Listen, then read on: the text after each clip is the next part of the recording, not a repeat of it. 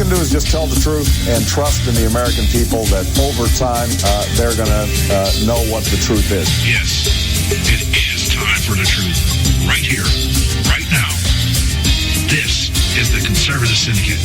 Real conservative talk from real conservatives. With your host, John Matthews.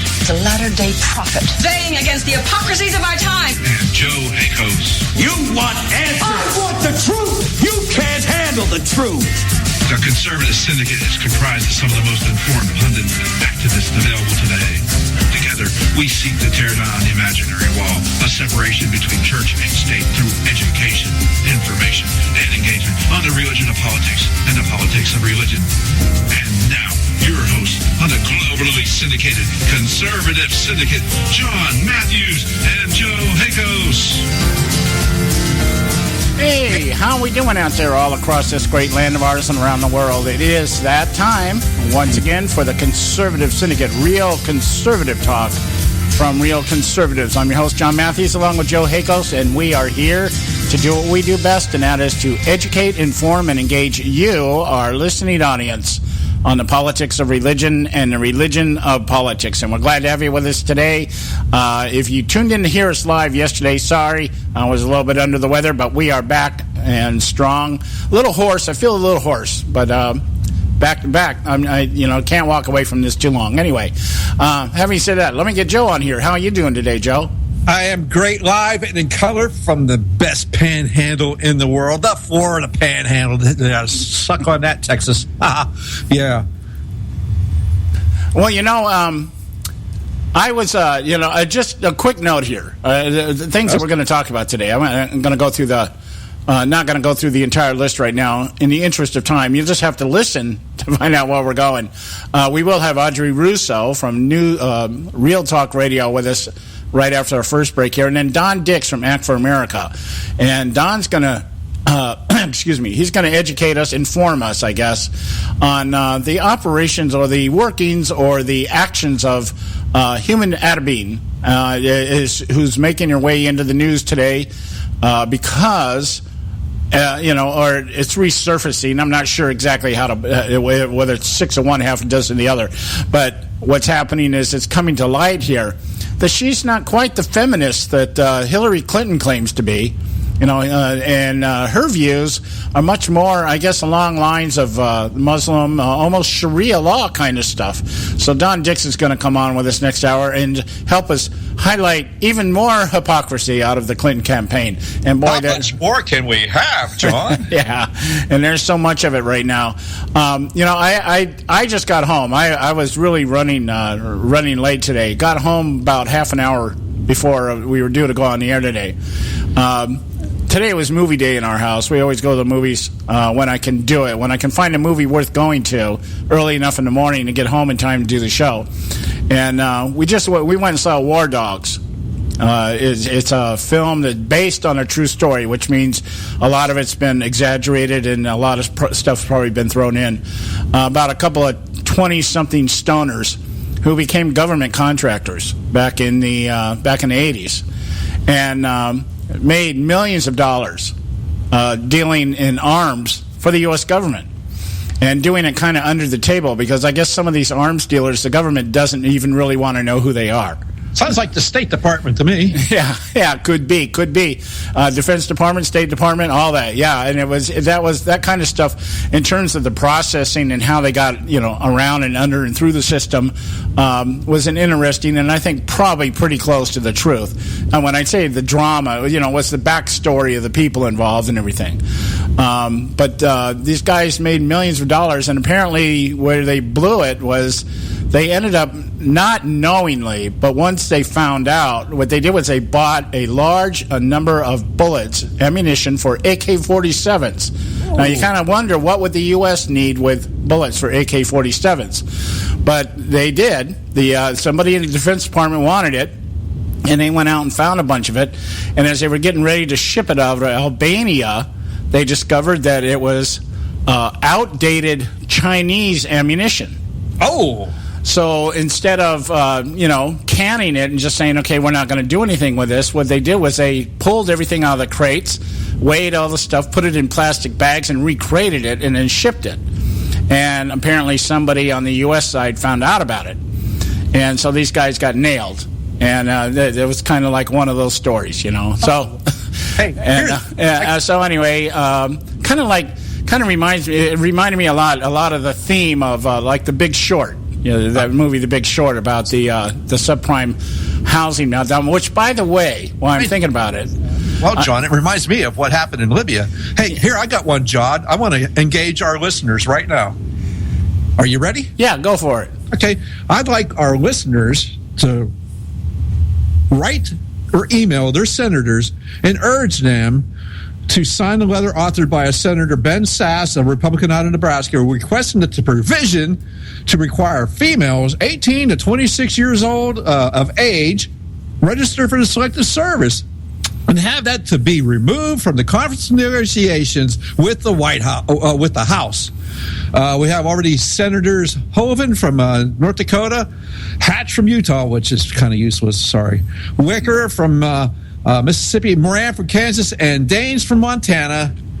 And they've already added their names to this letter saying, hey, keep our women out of the draft. Yeah. So I would urge them, as our lovely Congress has been on vacation now for 7 weeks. Now, mind you, I like the fact they're out of Washington, D.C. for 7 weeks because we're saving tons of money. But, I haven't had a 7-week vacation since I left school. Well, really.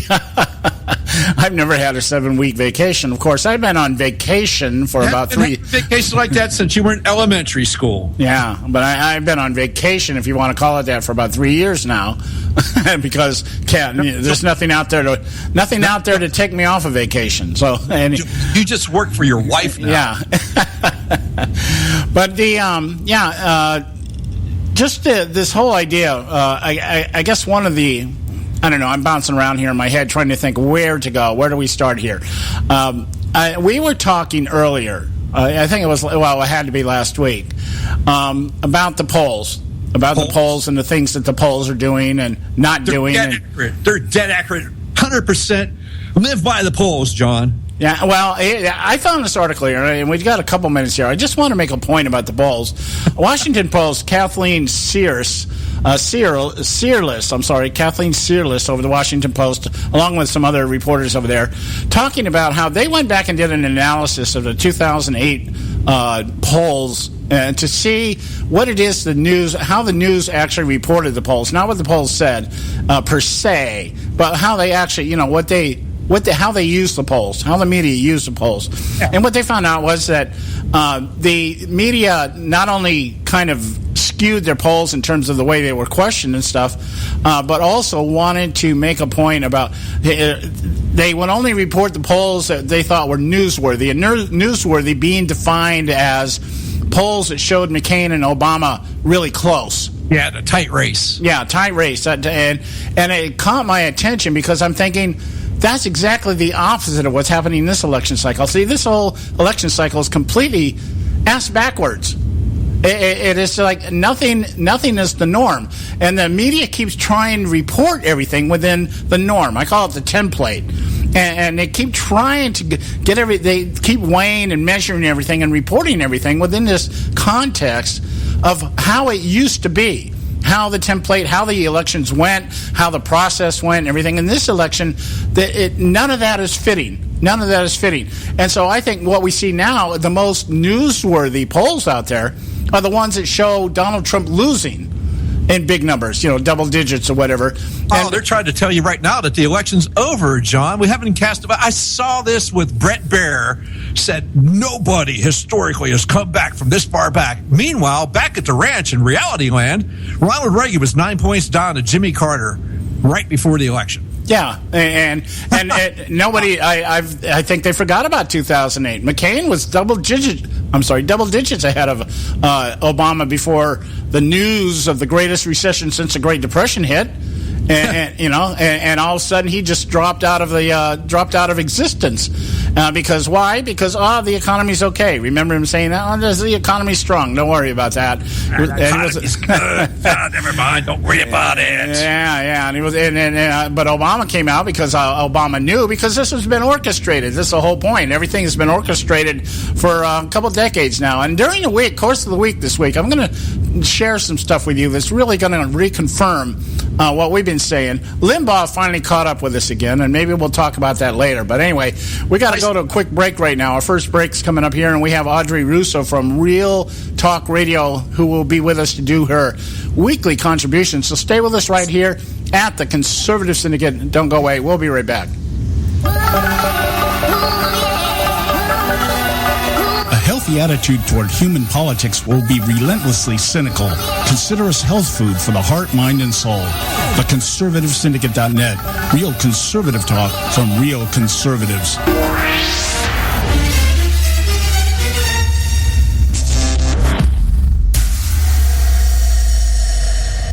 When our water heater broke down last month, it was a nightmare. It took 5 hours for the plumber to show up, and he charged us a couple of $100 just to come out. Then it cost another $1,800 to put in the new water heater. By the time it was all said and done, I felt like I'd been taken. But what else could I do? The smartest thing you can do is get a home warranty from American Residential Warranty. Their home warranties pay to repair or replace all your major appliances when they break, and they will break, and at the worst possible time. Call American Residential Warranty right now for free information on home warranties starting at just pennies a day. Don't wait for your refrigerator to stop running or your ceiling fans to stop turning. Call American Residential Warranty right now. Ask how you can save up to 50% on washer and dryer coverage. Just call 1-800-790-5960. That's 1-800-790-5960. Again, 1-800-790-5960. Call now.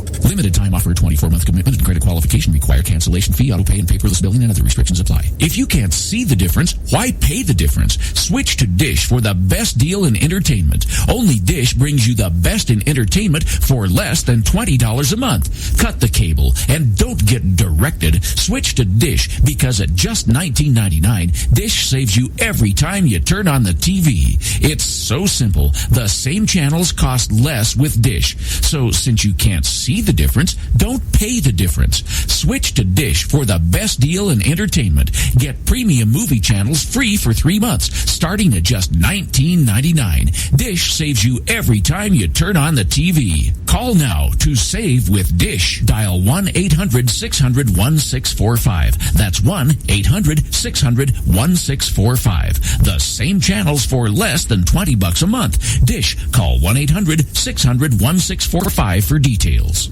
Hey folks, if you're like me, you don't place a whole lot of trust in today's media for the real truth and facts regarding the volatile world of finance and politics.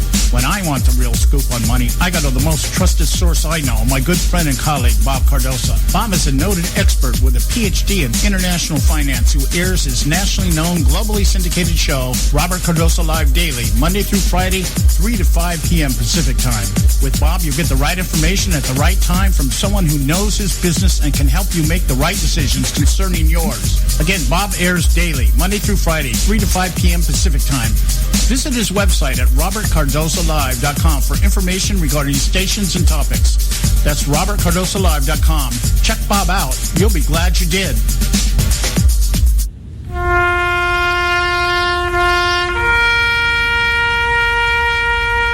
Read something recently worth thinking about. It's the soldier, not the campus organizer, who's given us freedom to demonstrate. It's the soldier, not the reporter, who's given us freedom of the press. It's the soldier, not the poet, who's given us freedom of speech.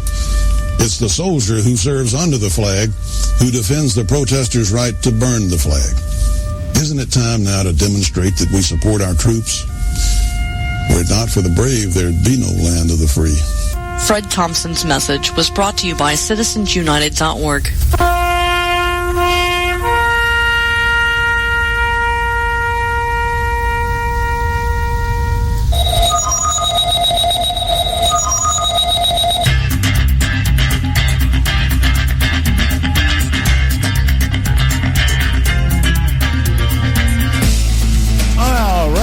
All right. Hey, you're back.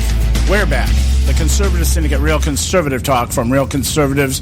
I'm your host, John Matthews, along with Joe Hakos. And, boy, I hope you listening to us today just have a little patience with me today. I'm fighting a really terrible cold here. My head is like an echo chamber right now. I feel like I've got 2 tin cans on each side of my ears here. So if I sound kind of screwy, it's probably because my head's screwed up right now. So, well, John, that's normally called Skype. Yeah, I mean, I'm normally screwy sometimes in how I say things, but if it just sounds a little bit weird, it's because right now I sound a little bit weird. I kind of sound like Hillary Clinton with Botox. I don't know.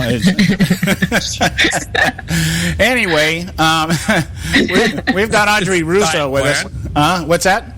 I said for today's diet plan, we'll talk about Hillary. Yes. Yeah, there's an image in my head it will take a little while to get rid of. Just thinking. Put Audrey on, John. Come on, get with it. Anyhow, we have with us right now Audrey Russo from Real Talk Radio out there in the Bronx. How you doing, Hillary? Hillary, how you doing? Hey, I told you anything can happen.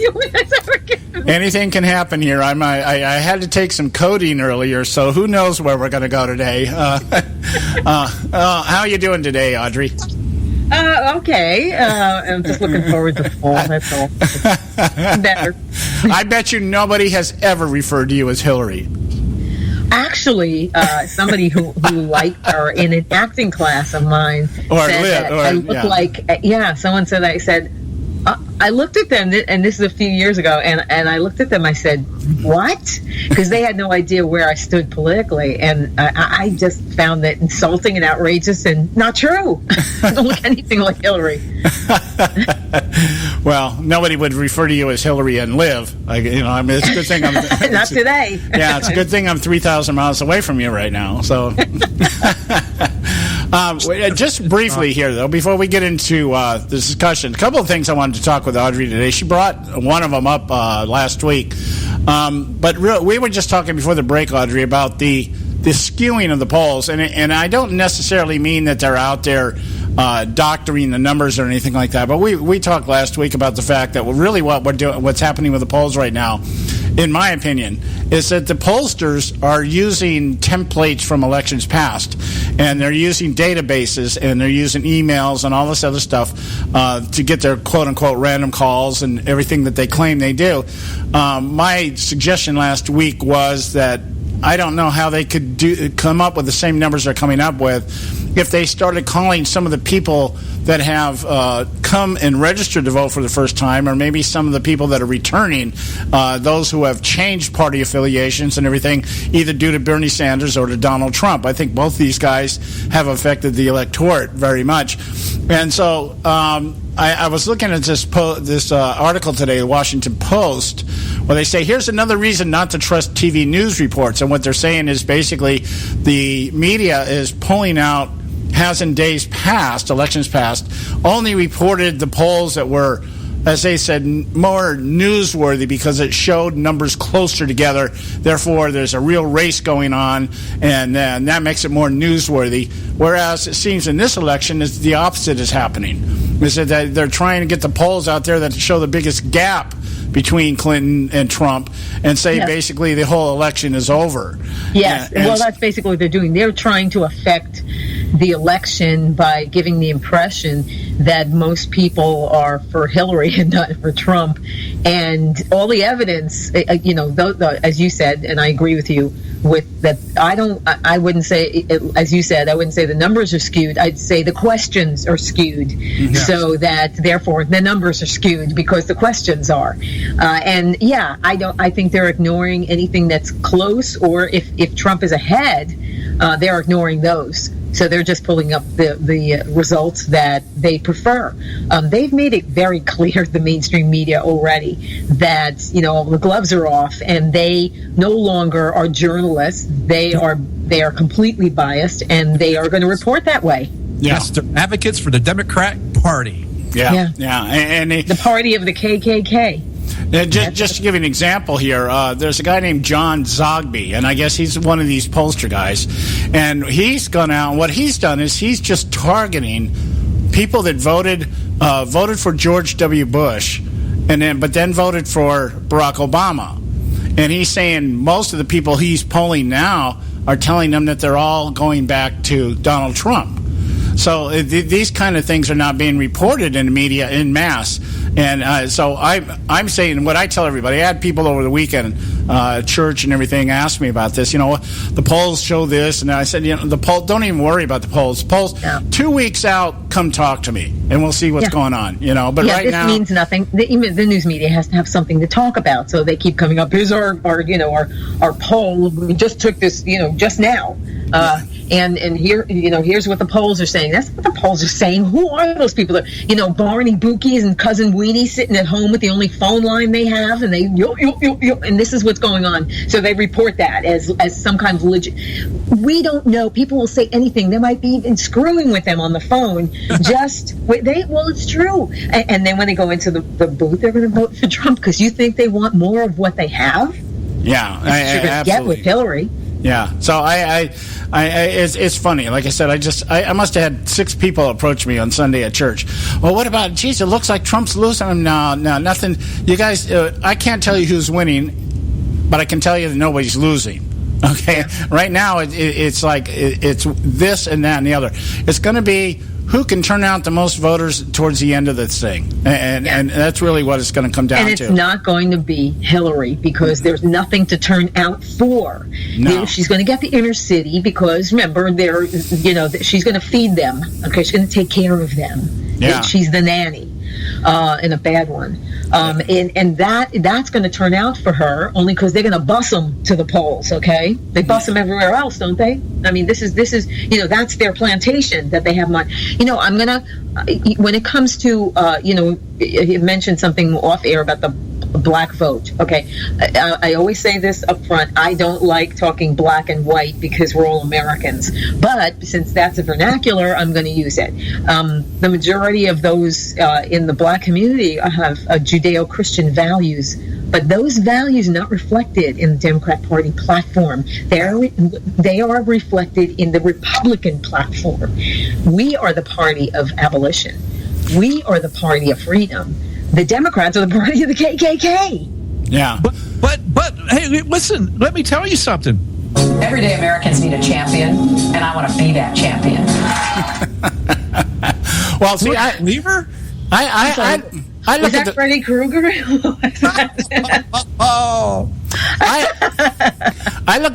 kind of look at the black vote this way. And, I get what you're saying here, but we have to talk about this because it's being broken down that way, and the game's being played that way. Okay, so let's address it, on the same level that everybody else is out there trying to push it. I kind of look at the vote in the black community kind of like I look at school board elections in local communities. And when you break these things down, I was just down at a school board meeting a couple of weeks ago, and this is how it works out. And I get this confirmed every time I talk to somebody. You go into a city like Garden Grove, which has about 550,000 residents in Garden Grove, and a school board election comes up, and you get maybe 2,500, 3,000 people actually show up at the polls to vote in a population of about 550,000. And what happens is 2,000 of those people are union people. Okay, they're teacher union people. These are teachers in the union that have been told to go vote. Okay, so they go vote. And I think it's the same thing with the black community. The Judeo-Christian blacks that you mentioned, Audrey, I think for the most part, at this point in time, probably just kind of throw their hands up and go, doesn't make any difference one way or the other. Much like the voters that stayed away from the polls in 2012 because Mitt Romney was a Mormon. They have some little thing that just hits that little button in their mind and goes, it doesn't matter if I vote or not. And the black community, again, we're talking because that's a vernacular. In the black community, I don't know if I agree with that because they have been sold lies by the Democrat Party that they were the party of Lincoln. They don't believe that Lincoln was a Republican. They've been lied to. They don't believe that. They don't understand that the Whigs failed because they didn't care about abolishing slavery. So hence came about the GOP. The Republican Party came about for what? Abolition. That's what it was. And Lincoln was a Republican because, let me see, he wanted to do away with slavery. That they don't understand that. The Democrats in school this is what they have educated them on. Lies about the Democrat Party, lies about the Republican Party, and now they believe that. Well, yeah, and so you really made my point for me, because the thing that I'm looking at here, the way I'm seeing this, and I keep referring back to, I think the guy that said it the best was Bob Costas a few weeks ago, where he said, nobody's really looking at what's going on as far as the people are the Trump movement per se, meaning those people that are coming to the polls for the first time or have decided to get up off the couch this time and go out and vote and that kind of stuff. And I think that may be what's happening in the black community. I think Donald Trump the other day coming out and saying, what the hell do you have to lose? I thought, that would be my mantra. If I was him walking around, of course, I think he needs to start showing up at some of their events. I think that's a mistake, not participating with these people. But Ben Carson said, that's going to. John. I have a different take on that, John. Huh? I have a different take on that. I look at it like this: hey, the food's over there. You hungry? Yeah. Here you go. Let's come and eat. Everybody's treated equally over here. Yeah. Come and eat. I look at it more like Frederick Douglass would say. Oh yeah, I'm not really. Black man. Leave him alone. Let him live and die on his own. If he's worthwhile, he will live on his own and on his own accord. Leave him alone. Well, yeah, I'm not really trying to forget about him. I mean, let him make up his own mind. Quit this pandering that what the Democrat Party does is pander to him. We're going to give you a bone, please. Because you're just too darn stupid to figure it out by your own. Yeah, I get that. No waste tired. I get that. You were going to say something, Audrey? No. I was just agreeing. Okay. Well, I'm not really trying to point to a certain position or anything. What I'm getting at is what I'm seeing. This election cycle is like none we've ever had in my lifetime that I can think of, and probably nothing like this in history. And I'm just thinking that all the norms, everything that everybody kind of looks at and says, okay, well, let's try to fit it within this paradigm or within this number or this attitude or this template or whatever. I like to refer to them as templates. And none of that stuff really matters this time. It's going to be a matter of is the anger that's out there, is that going to drive people to the polls? Because the left doesn't have the anger. The left has, they have the carrot. It's being dangled out there.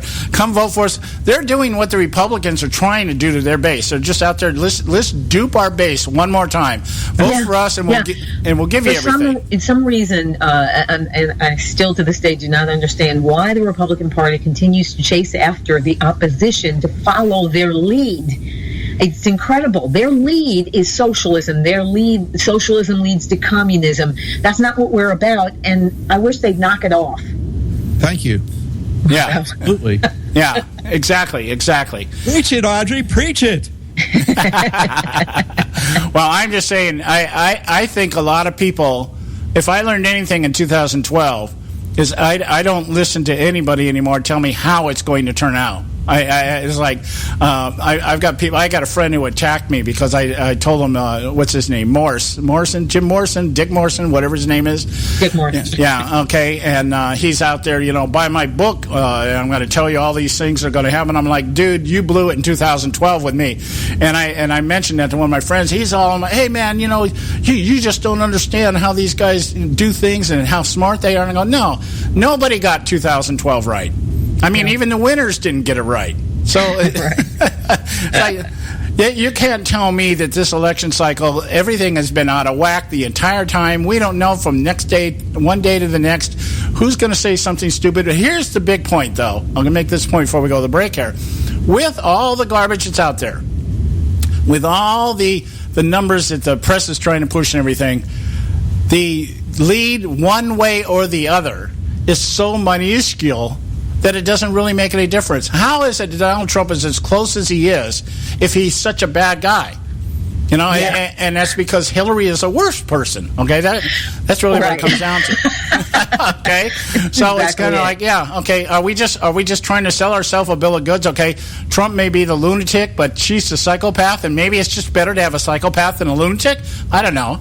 Anyway, we got to go to break. Yeah, we got to go to break. When we come back, we'll continue here. I want to get some more out of Audrey here with her time with us today from Real Talk Radio. Stay with us right here at the Conservative Syndicate. Don't go away.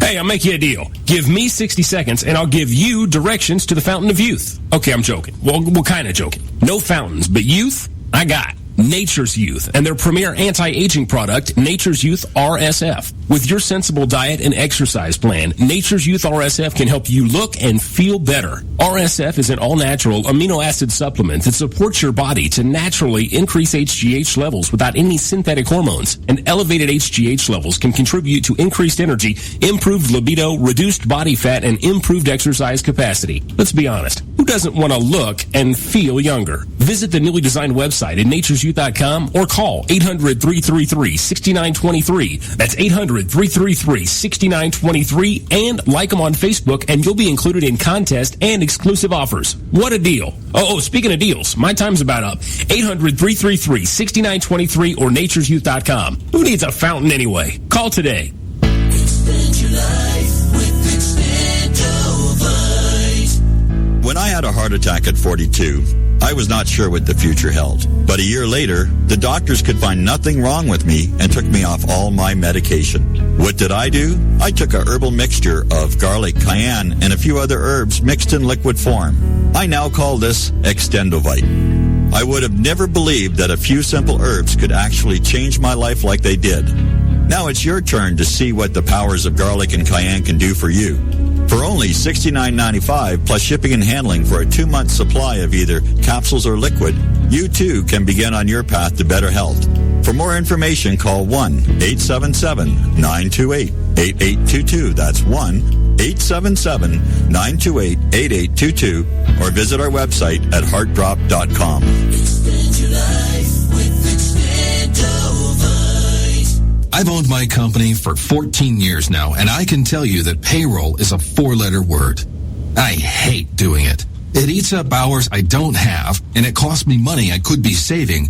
But my accountant's too expensive, and I'm not sure who to call. But I know I need help. We're Paychex, and we take all the hassles out of small business payroll. We save you time and money. It's easy. Call, fax, or give us your payroll information securely online, and we take care of the rest. We calculate the correct taxes, manage payments and direct deposits. We even send out your checks. Payroll doesn't need to be a 4-letter word anymore. We're so sure that we can save you time and money that we'll give you a month's payroll free. Just for calling 877-663-3830. Get 1 month's payroll for free. Call Paychex right now. 877-663-3830.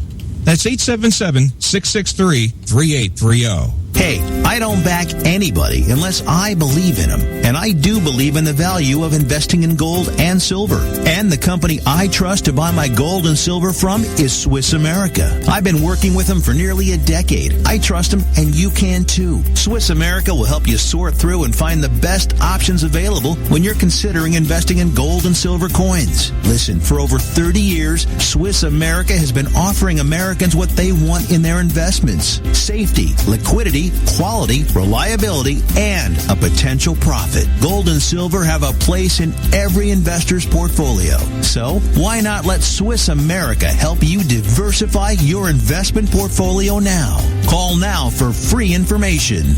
800-978-3907. 800-978-3907. 800-978-3907.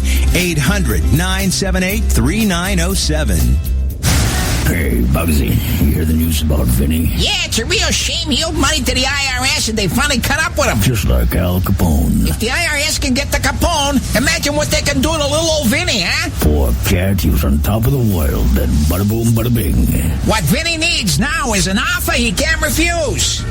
Hey, you got a tax problem? Does the IRS claim you owe them a bunch of dough? They can get you too. So call the tax relief line now and learn if you qualify to negotiate your $10,000 plus IRS tax debt for up to a 75% savings. Don't be like Al or Vinny and get busted. Make this free call now. Learn how you may be able to pay the IRS less. Call now. 866-657-8474. 866-657-8474. 866-657-8474. 866-657-8474.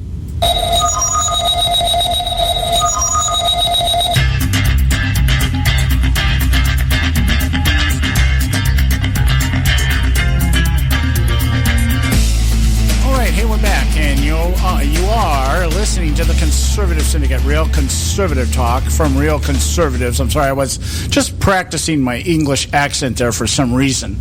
And it just did not come out right. I guess because I've been watching all these movies lately that have English people in them, you know. I'm just kind of, I wonder if I can sound like those. I don't know. Anyway, back to America, though. And Jimmy Kimmel, you know, I'm amazed, you know, how some people, you know, get into show business and they team up with somebody, and then you find out later that even though they were kind of a good team, they were diametrically opposed in the political spectrum. Jimmy Kimmel and Adam Carolla are two of these people. The Man Show. Remember The Man Show? And I heard of it, but no, I don't. Okay, well, you didn't believe me. You didn't miss anything. Well, the best thing about it, John, was the girls on trampolines. Yeah, the girls on trampolines. That was about the only thing that was worth watching the show for. But Audrey doesn't get that, but no, but I'll pass. Go ahead. It was fun to watch girls jump up and down on trampolines for some reason. Yeah, it was a dumb show. It really was. It was kind of like, it was actually making fun of manhood, but the way they did it, you know, like their hero, the hero in the back was in the back of the big picture was Scott Baio. And the reason Scott Baio was a hero because he dated both Heather Locklear and Pam Anderson. So he was like the idol of these guys, you know, that kind of stuff. And it was just a show kind of making fun of manhood and you know, that kind of stuff. Anyway, that's where Jimmy Kimmel got his start, doing this show called The Man Show. Adam Carolla is out here in L.A. right now. He has his own conservative talk show. He's a very conservative pundit out here in California. Anyway, Jimmy Kimmel, as most people know now, has taken over the late night show, one of the late night shows. I don't know which one because I don't watch any of them. I think he's the one that took over for Leno, if I'm not mistaken. Anyway, he had Hillary Clinton. Numbers are low. I'm sorry? Bet you those numbers are low. Yeah. I haven't watched the Tonight Show since Johnny Carson, so it doesn't matter. But he had Hillary Clinton on the other night.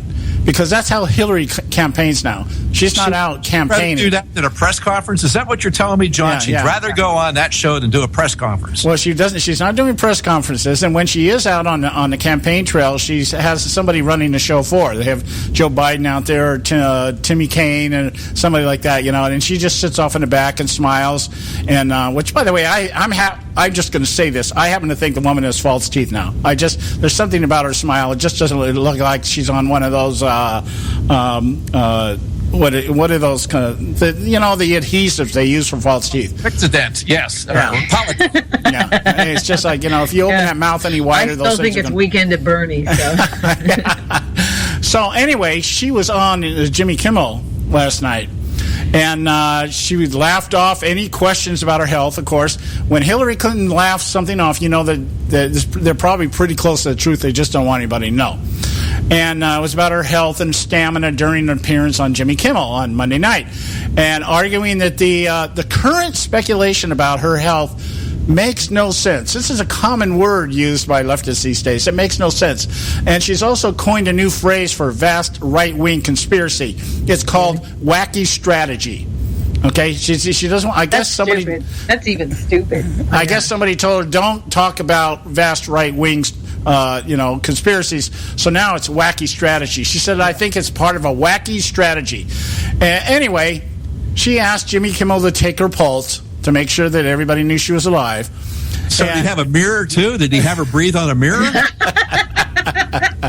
And I was thinking, you lie about everything else, you could be lying about this too. Who knows? Well, and then the media's in their back pocket.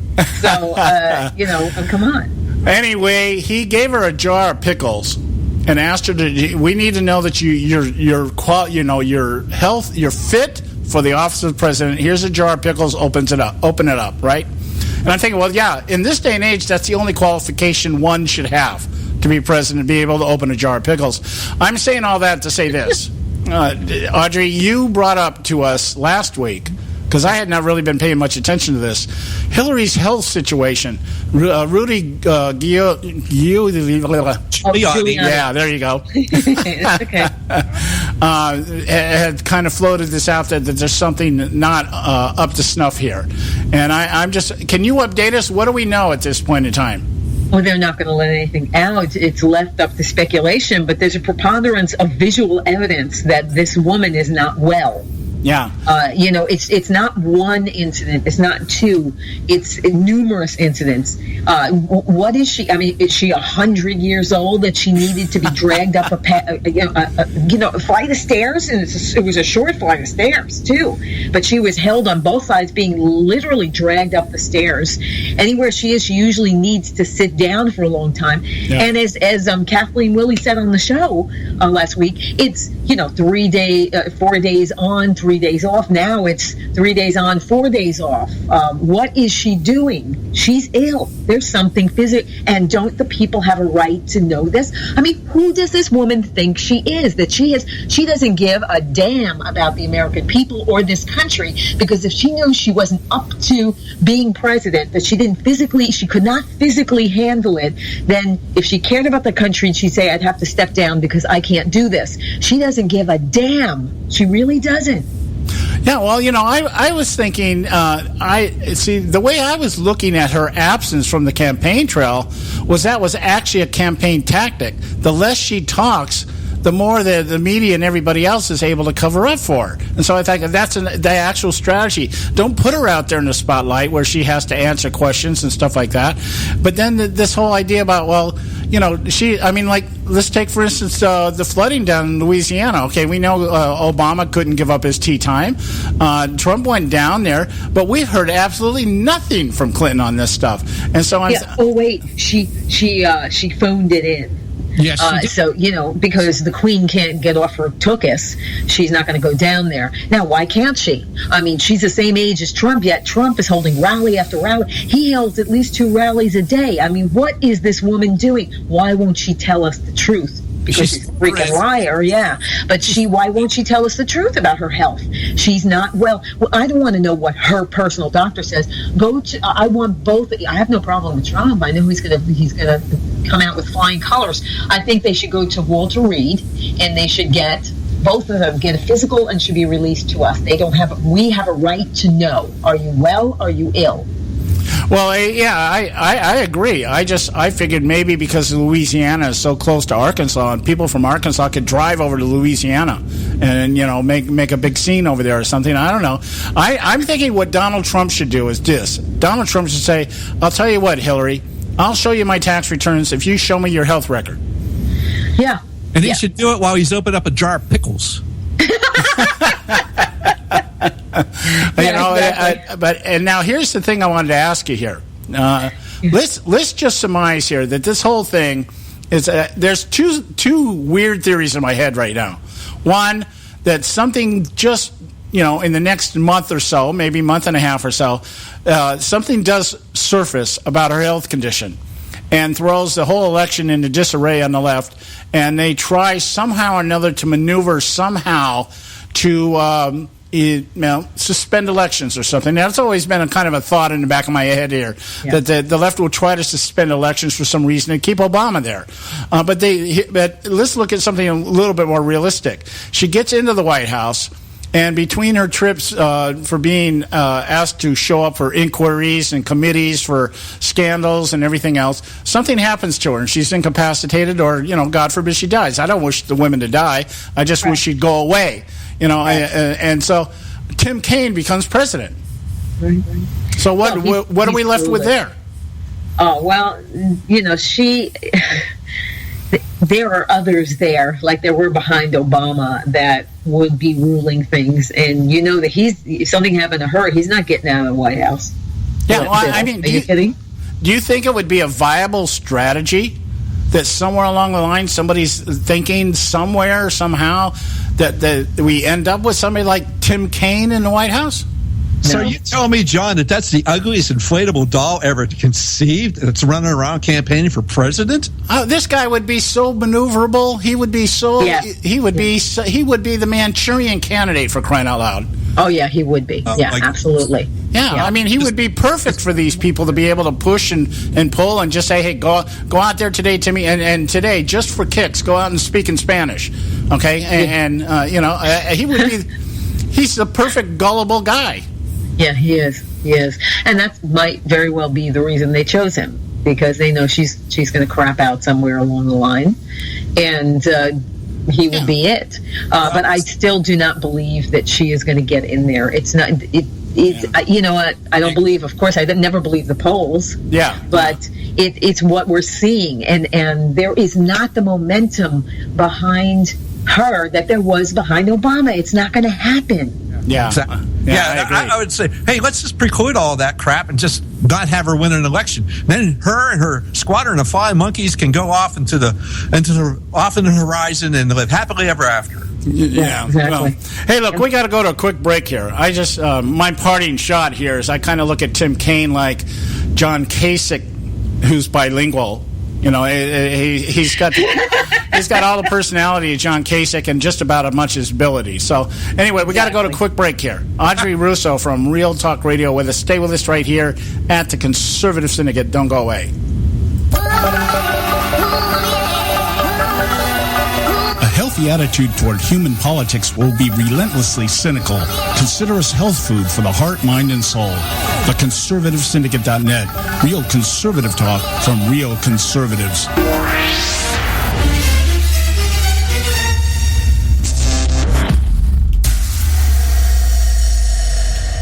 Hey folks, if you're like me, you don't place a whole lot of trust in today's media for the real truth and facts regarding the volatile world of finance and politics. When I want the real scoop on money, I go to the most trusted source I know, my good friend and colleague, Bob Cardosa. Bob is a noted expert with a PhD in international finance who airs his nationally known, globally syndicated show, Robert Cardosa Live Daily, Monday through Friday, 3 to 5 p.m. Pacific Time. With Bob, you get the right information at the right time from someone who knows his business and can help you make the right decisions concerning yours. Again, Bob airs daily, Monday through Friday, 3 to 5 p.m. Pacific Time. Visit his website at robertcardosalive.com for information regarding stations and topics. That's robertcardosalive.com. Check Bob out. You'll be glad you did.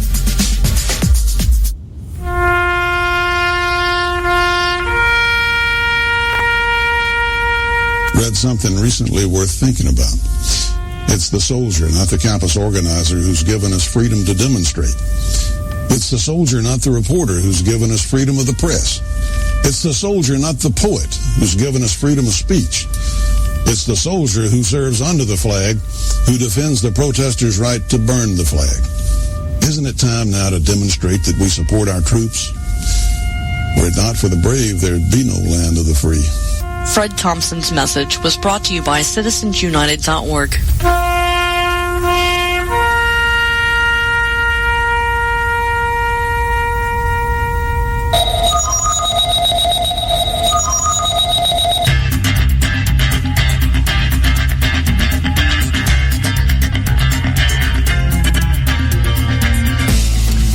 We're back, and you're listening to the Conservative Syndicate, real conservative talk from real conservatives.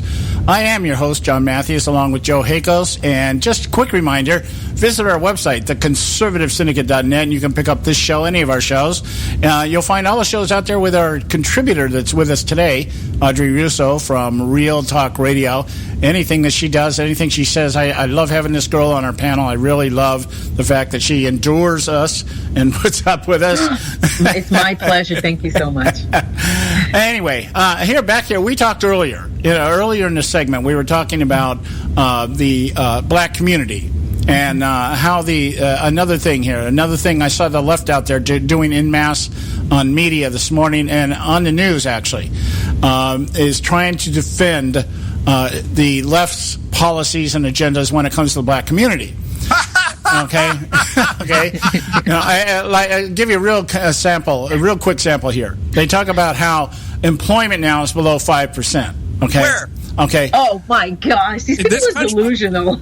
Okay, but it's of America, right? That's what you're saying. 5%. Yeah. Well, we all know the numbers. But the reason I brought that up is because in the black community, it's only 9%. Okay, that's how the left. That's how the left was playing it. Well, it's only 9% in the black community. You know, nobody can do math in the black community. I guess you don't figure out that the difference between 4 and 9 is like twice as much. What is this, Monty Python? You have no arms, you stinking fool. You're dead. And the reason I'm bringing this up is I want to take a pot shot here at one of what used to be one of my favorite columnists, actually, Jennifer Rubin for Washington Post. Okay, John, don't do it. I mean, she used to be. She used to be at least. Well, she used to be at least halfway reasonable. Okay, John, who is it again? Jennifer Rubin. Okay. She writes for the Washington Post. She has a column called, I forget what it's called, To the Right, or something like that. Or the right side, or something like that. If you're all the way on the left, if you're getting a little closer to the center, you're on the right.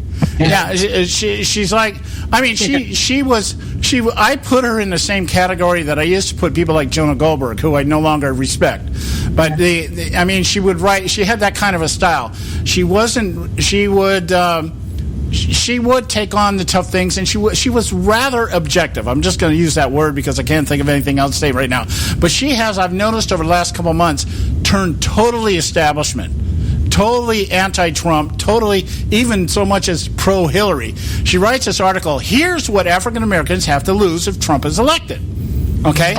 And she starts out by talking about how Donald Trump went down to Diamond, Michigan to lecture the black community as to why they should be voting for him. Okay? I watched that. It didn't seem like a lecture to me. That wasn't a lecture. Yeah, and she says, he talks about Clinton being for open borders. She goes, Clinton, of course, is not for open borders or giving jobs away. And I'm going through the whole thing. She refers to his position on immigration, the anti-immigrant spiel, is how she refers to it. And she said, and here's where she goes, in July, the unemployment rate for all African Americans was 8.4%. So contrary to Trump's cockeyed view, more than 91% of African Americans looking for work do have jobs. She's delusional. She doesn't know. I'm thinking, how many? Well, I think the qualifier here, African Americans looking for work do have jobs. Okay, how many African American communities in these places are looking for jobs? Okay. Well, the first thing, John, it's not the anti-immigrant spiel; it's the anti-illegal immigrant spiel. It's the pro-establishment spiel. You leave out that one important word: illegal. Yeah. Okay. They love to do that. They always call us anti-immigrant. No, because my grandparents on both sides were immigrants. I'm pro-immigrant. I am anti-illegal immigrant. Yeah, exactly. And then she uses that great line that we hear from all establishment types. It does not mean that the liberal policies have worked. It's just that the real world bears only a slight resemblance to Trump's dystopia, and that's coming out more and more. Oh my gosh, she referred it to as a dystopia? You're kidding me? Yeah. What we hear. That's what we. I wouldn't read her stuff anymore. Isn't that what we're hearing out of the Republican Party right now? The establishment. Well, I don't agree with Hillary on many things, but she'll be damn much better than Trump, so I'm going to vote for Hillary. Well, I love that because they're trying to secure their jobs, because after all, they can't write against the person if they're in and they're on their side. They're not going to do that. See, they have to secure their jobs. The establishment, like Bill Kristol, and he is, why doesn't he just go to the left? go back on the left because you're useless here. He is trying to secure his job. They're a disgrace. They're a disgrace. They don't give a damn about this country either. They're as bad as Hillary. They don't care about this country. Thank you. Yeah, absolutely. I think we should define dystopia for people because they might not understand that word because that's not something used in normal, casual conversation. Dystopia, an imagined place or state in which everything is unpleasant or bad, typically a totalitarian or environmentally degraded one. Or the last 8 years. So I think that kind of sums it up. You know? So, yes. Trump has a totalitarian state. Yeah. Well, here's another little thing. It's a freaking lie. I can't even. It's amazing how they hate the opposition. That's us. They hate Trump so much that they just outright lies now. They will just lie and they don't even care about it. They have no conscience whatsoever. I mean, you can't. It's like a seared conscience. It's hardened. What will the black community benefit if Trump wins? They will benefit in dignity, in self-respect that God created them to possess. Yeah. They will be the same as everyone else. Oh my gosh. Yeah, you can't say that around the liberal because remember, the liberals look at them. I mean, when's the last time you saw a liberal living in a neighborhood with someone with darker skin hue unless they were cleaning their home?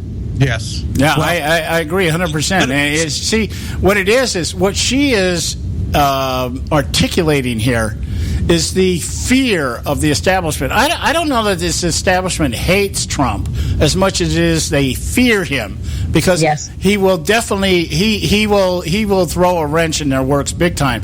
And so what she's writing in my position and from my perspective, she's like George Will and Jonah Goldberg and some of these people that have been highly regarded as conservative icons and now I'm listening to them and I'm like, no, you're establishment icons.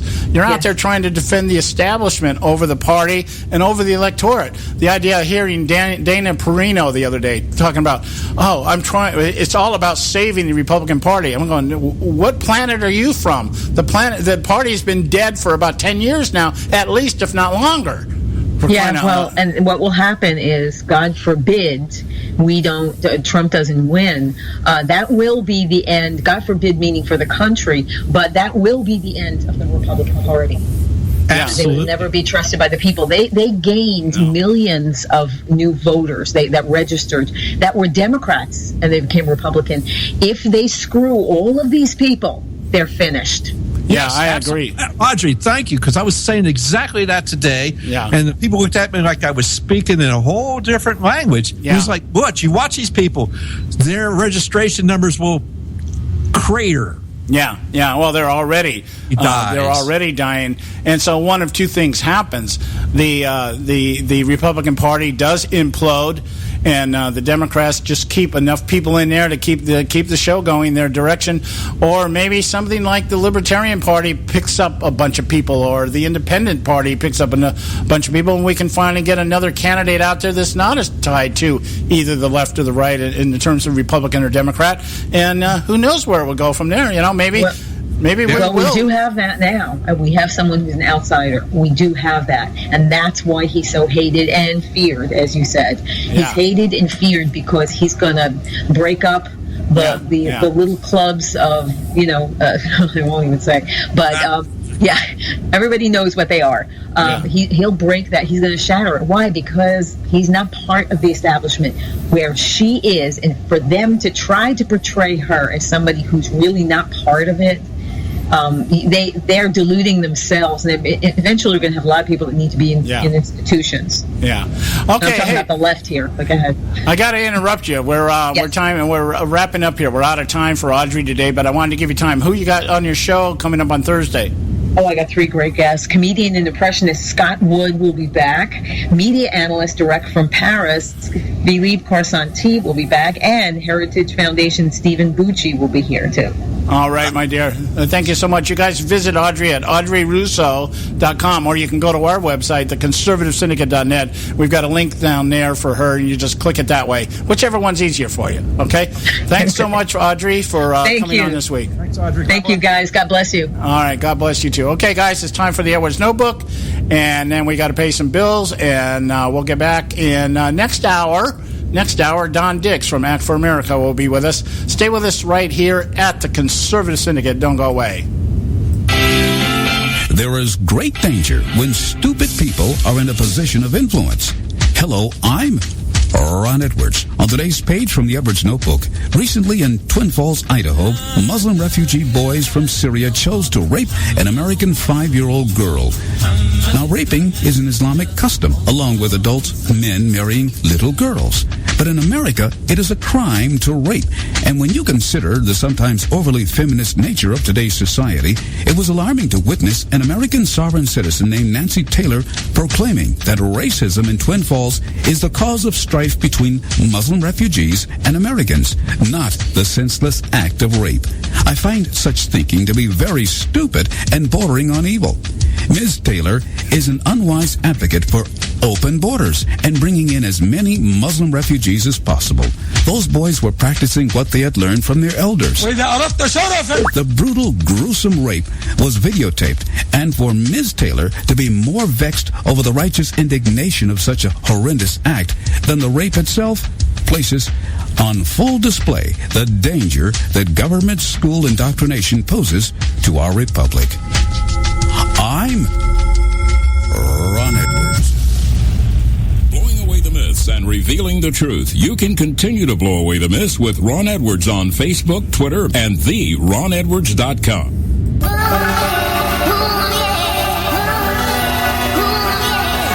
You can catch all our archives at theconservativesyndicate.net. The Conservative Syndicate. Real conservative talk from real conservatives.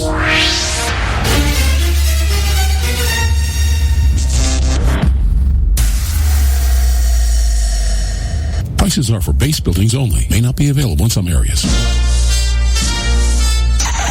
Attention business owners, do you want a stimulus package that really works? Before you spend thousands of dollars more than you should on your next building project, listen to this. General Steel has a stimulus package designed to help you save as much as half the cost of conventional construction on your next building. As much as half. That's right. General Steel can save you thousands of dollars with a pre-engineered steel building designed for your business or church. How about a 50 by 100 foot building for under $30,000? So don't pay thousands more than you should without calling General Steel first and save as much as half the cost and time of conventional construction. With the projected demand for steel in Japan and China, prices may be skyrocketing. 877-927-3360. 877-927-3360. 877-927-3360. Term life insurance. It can be a powerful way to protect your assets and your family. You work hard to earn and save your money to build a nest egg for the future. Don't let it get wiped out because you didn't plan ahead.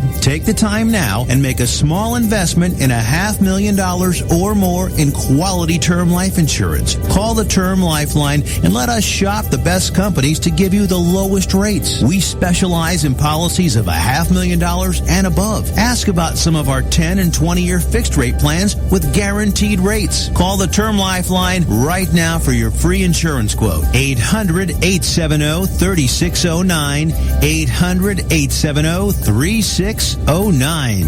You owe it to yourself to protect your family and your assets. Make term life insurance part of that plan. Call the Term Lifeline right now. 800-870-3609. 800-870-3609. Hey folks, if you're like me, you don't place a whole lot of trust in today's media for the real truth and facts regarding the volatile world of finance and politics. When I want the real scoop on money, I go to the most trusted source I know, my good friend and colleague, Bob Cardoso. Bob is a noted expert with a PhD in international finance who airs his nationally known, globally syndicated show, Robert Cardoso Live Daily, Monday through Friday, 3 to 5 p.m. Pacific Time. With Bob, you get the right information at the right time from someone who knows his business and can help you make the right decisions concerning yours. Again, Bob airs daily, Monday through Friday, 3 to 5 p.m. Pacific Time. Visit his website at robertcardosolive.com for information regarding stations and topics. That's robertcardosolive.com. Check Bob out. You'll be glad you did.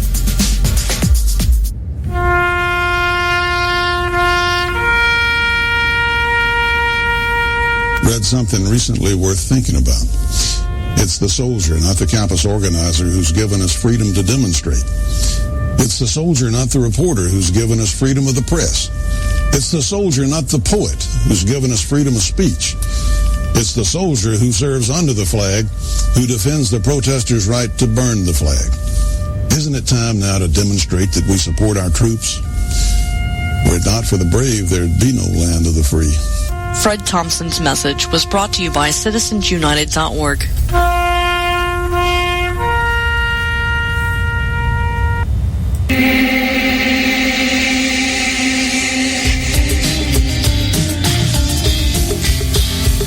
Hey, all you can do is just tell the truth and trust in the American people that over time they're going to know what the truth is. Yes, it is time for the truth. Right here, right now. This is the Conservative Syndicate. Real conservative talk from real conservatives. With your host, John Matthews. The latter-day prophet. Baying against the hypocrisies of our time. And Joe Akos. You want answers. I want the truth. You can't handle the truth. The Conservative Syndicate is comprised of some of the most informed pundits and activists available today. Together, we seek to tear down the imaginary wall of separation between church and state through education, information, and engagement on the religion of politics and the politics of religion. And now, your host on the globally syndicated Conservative Syndicate, John Matthews and Joe Hakos. Hey, we're back, and you're listening to the Conservative Syndicate, real conservative talk from real conservatives. I'm your host, John Matthews, along with Joe Hakos, and this is our short segment here. And I guess what do we want to talk about in this short segment, Joe? You got something out there you want to talk about? Sure. I would suggest that everybody go to the Liberty. gb.org.uk and read Audrey's latest article. It's titled Hillary Clinton's Islam's Whore. She's what? It's titled Hillary Clinton's Islam's Whore. In which Audrey very nicely does go factually based and just points out the things that Hillary did as Secretary of State, the money she received to her foundation and thus to herself. She aggrandizes herself and at the expense of the American people. And she also does it with regimes that are not so, shall we say, constitutionally friendly. Yeah. Well, I'm wondering, in line with that, okay, we mentioned, again last week, we mentioned about the fact that the Clintons have released their tax returns. And we find out that most of the money they donated to the Clinton Foundation. Okay, I mean, talk about a double whammy there. Okay, I'm gonna start the Joe Foundation, and I'm going to take all my money and send it back to me. Yeah. I mean, and of course, I guess that's not above the law. Of course, because we know they wouldn't do it. Hey, well, John, that's funny you say that. Remember the IRS scandal when they were attacking conservative organizations as they applied for the 501c3 status for tax exemptions, right? And so they wanted to be nonprofits, which supposedly is the Clinton Foundation. It's a nonprofit. So the key is you make a nonprofit and somehow you profit from it.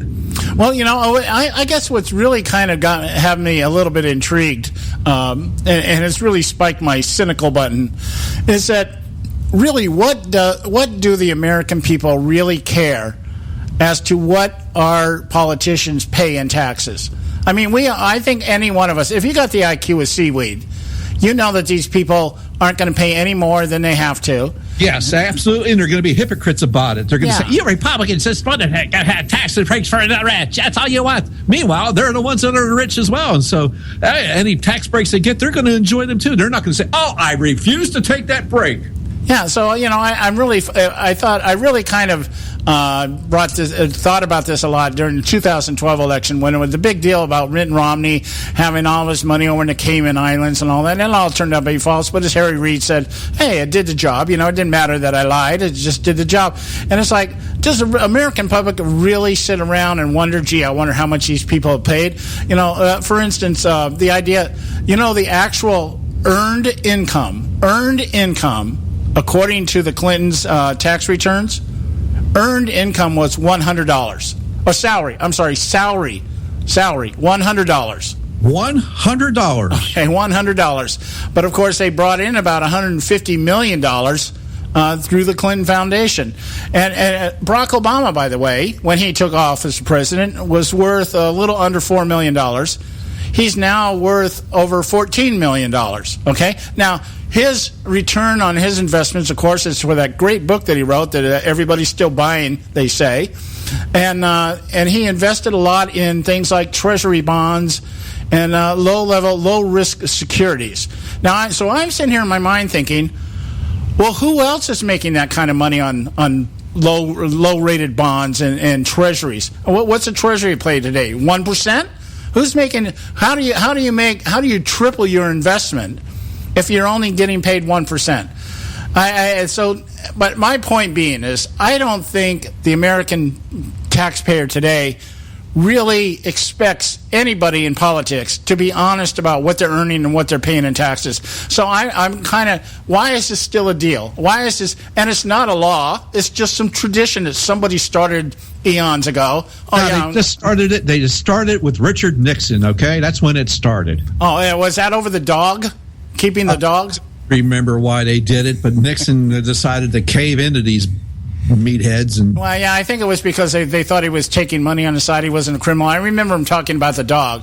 Well, it was Checkers. Checkers the dog. I'm going to keep the dog. It was a gift. I'm going to keep it. I'm not a crook. That kind of stuff. I'm not a crook. I'm not as much of a crook as Barack Obama or Hillary Clinton is. Oh, he's dead now, so it doesn't matter, huh?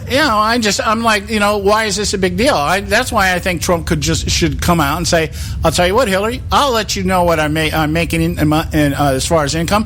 I'll let you know what I'm paying in taxes and what I'm not paying in taxes. You show me your health records. Well, let's just get this straight. You understand why Trump's not releasing any of his tax records, right? Well, he said it's because he's being audited. I get that. Okay. That's the point that you don't hear from the other side.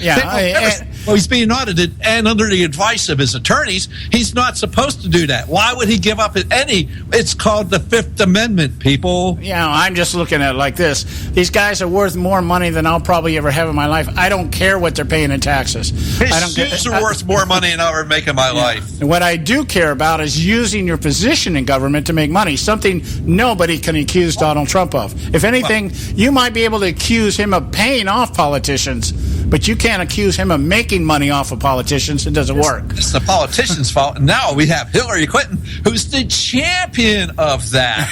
Okay. We got to go to a quick break here. Got to interrupt you here. We got to go to a quick break. We got Don Dix from Act for America sitting in the wings. I got a topic for him today. We're going to find out a little bit about Huma Abedin today. Stay with us right here at the Conservative Syndicate. Don't go away. A healthy attitude toward human politics will be relentlessly cynical. Consider us health food for the heart, mind, and soul. TheConservativeSyndicate.net. Real conservative talk from real conservatives.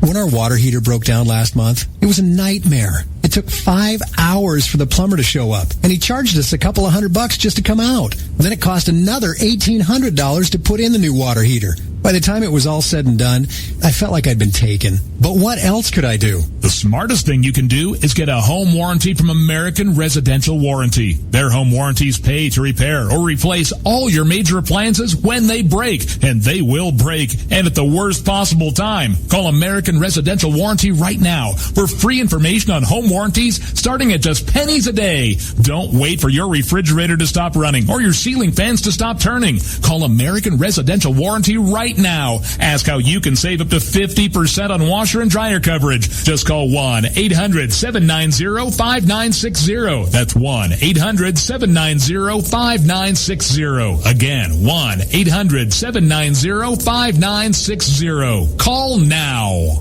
Limited time offer, 24-month commitment and credit qualification required. Cancellation fee, auto pay, and paperless billing and other restrictions apply. If you can't see the difference, why pay the difference? Switch to Dish for the best deal in entertainment. Only Dish brings you the best in entertainment for less than $20 a month. Cut the cable and don't get directed. Switch to Dish because at just $19.99, Dish saves you every time you turn on the TV. It's so simple. The same channels cost less with Dish.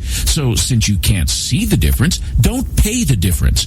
Switch to Dish for the best deal in entertainment. Get premium movie channels free for 3 months, starting at just $19.99. Dish saves you every time you turn on the TV. Call now to save with Dish. Dial 1-800-600-1645. That's 1-800-600-1645. The same channels for less than $20 a month. Dish. Call 1-800-600-1645 for details. Hey folks, if you're like me, you don't place a whole lot of trust in today's media for the real truth and facts regarding the volatile world of finance and politics. When I want the real scoop on money, I go to the most trusted source I know, my good friend and colleague, Bob Cardoso. Bob is a noted expert with a PhD in international finance who airs his nationally known, globally syndicated show, Robert Cardoso Live Daily, Monday through Friday, 3 to 5 p.m. Pacific time. With Bob, you get the right information at the right time from someone who knows his business and can help you make the right decisions concerning yours. Again, Bob airs daily, Monday through Friday, 3 to 5 p.m. Pacific time. Visit his website at robertcardosolive.com for information regarding stations and topics. That's robertcardosolive.com. Check Bob out. You'll be glad you did.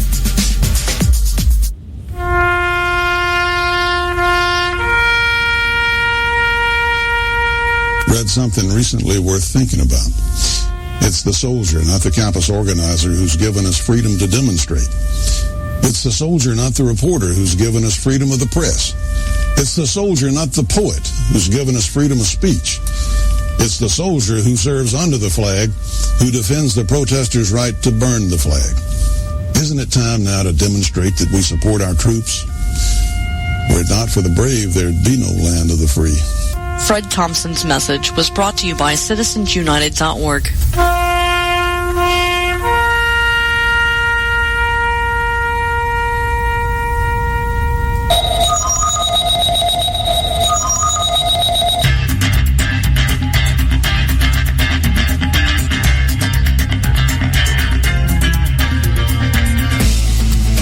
Hey, we're back, and you are listening to the Conservative Syndicate, Real Conservative Talk from Real Conservatives, and I'm your host, John Matthews, along with Joe Hakos, and we have with us right now Don Diggs. I don't know what's going on over there. Don, how are you doing? Don, are you there? John? Yeah. Hey, John, how are you? Yeah, you guys, you're launching a rocket over there or something?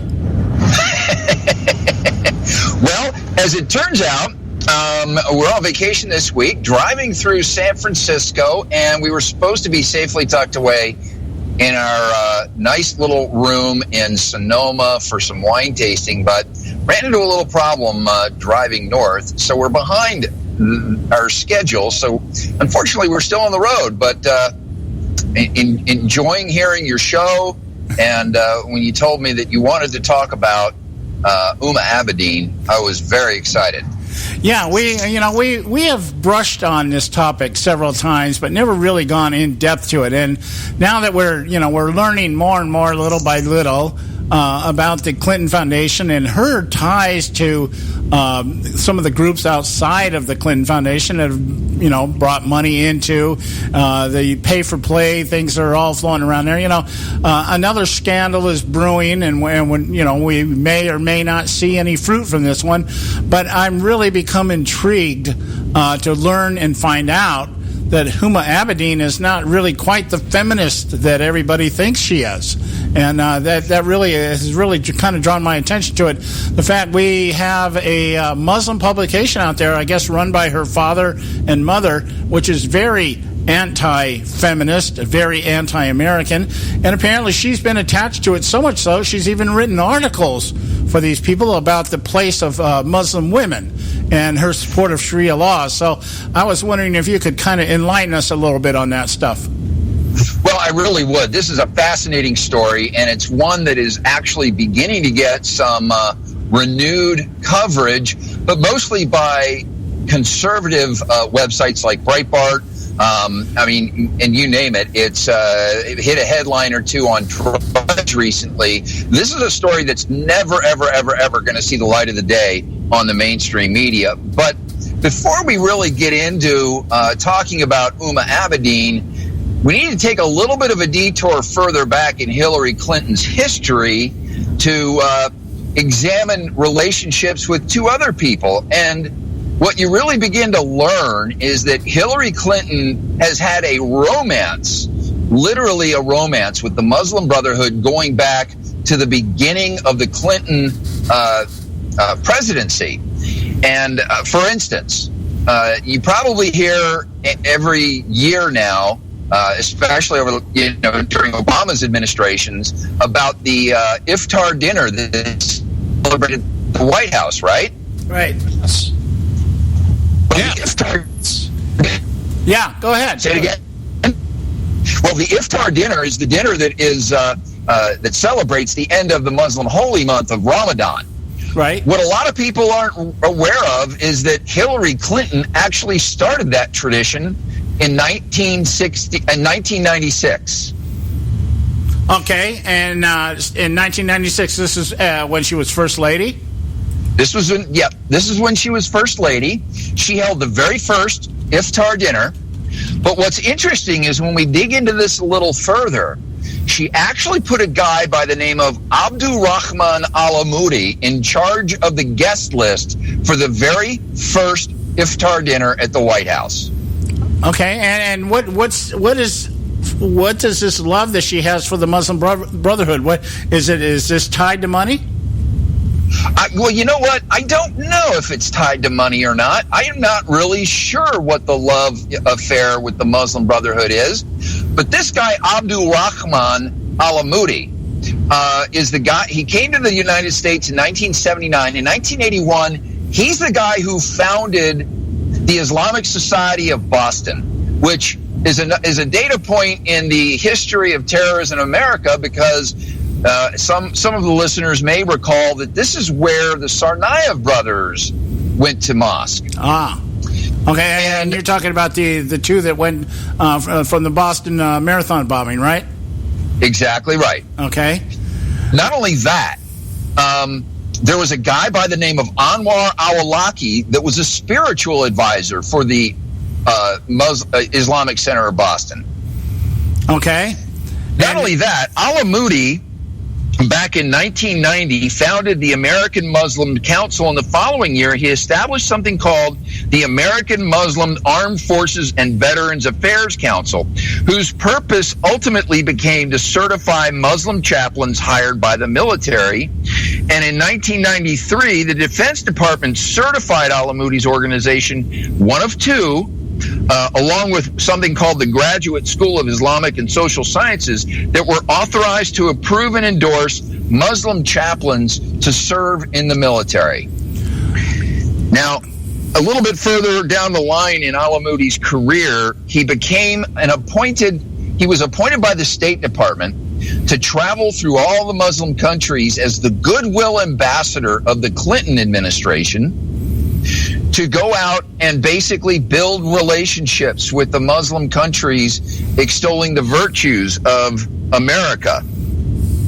But if Hillary Clinton had paid attention to who Abdul Rahman Alamoudi was, she would know that out there in the public domain, this guy actually disparaged the federal government for the flimsy evidence it used as a basis for arresting somebody by the name of Mohammed Salamia.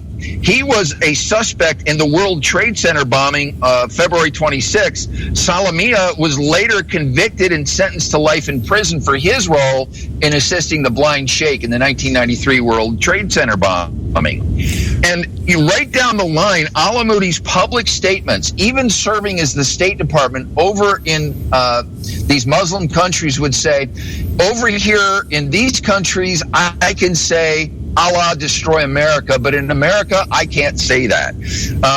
Now, just to there's a ton of history. We could literally, John, talk about Hillary Clinton. In fact, I do a talk about this called Hillary Clinton Mainstreams the Muslim Brotherhood. I could talk for 3 hours, not just about Alamudi, not just about Uma Abedin, but also about her relationship with something called the Organization of the Islamic Cooperation.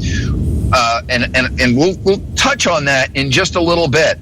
But her romance with the Muslim Brotherhood and her effort to mainstream the Muslim Brotherhood is a long-standing factual it's factually correct, and it's just not odd that she would have this relationship with Uma Abedin, which we'll get into.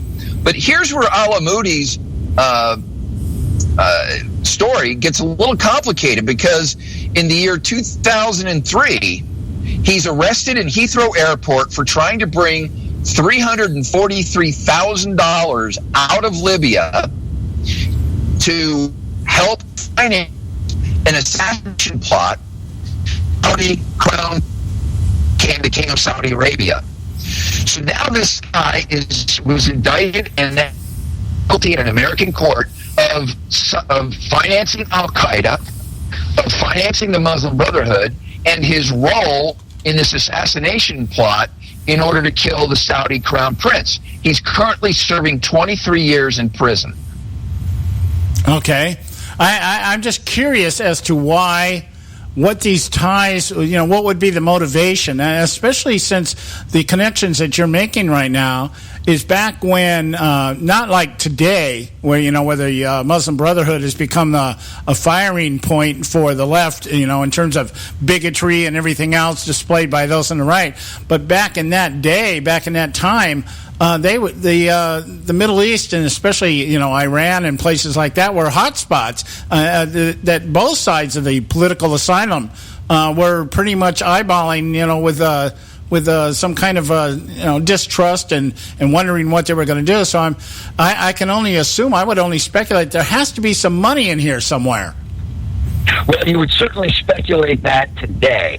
What I think was going on back then was essentially the courting of Saudi Arabia at the time. There was some relationship building, because, this is during President Clinton's first term. So there was some relationship building going on with Saudi Arabia. And if we look at the history of all of this, we see, bringing it full circle to today, all of the money that lines the Clinton Foundation that has come in from Saudi Arabia. So I think what we're looking at here is the beginning of that courtship. Of all of the money that was sloshing around the Middle East from their oil money, and the building of the relationship, because it was in 1997 that Uma Abedin becomes Hillary Clinton. She becomes an intern for Hillary Clinton. Yeah. Well, public information. All you need. Go ahead. I got to interrupt you here, Don, because you're starting to break up really bad.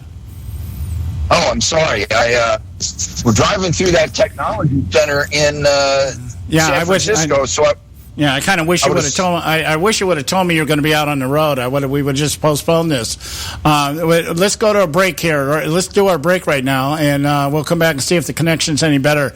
If not, we'll have to terminate the interview. Stay with us right here at the Conservative Syndicate. Don't go away. We'll be right back.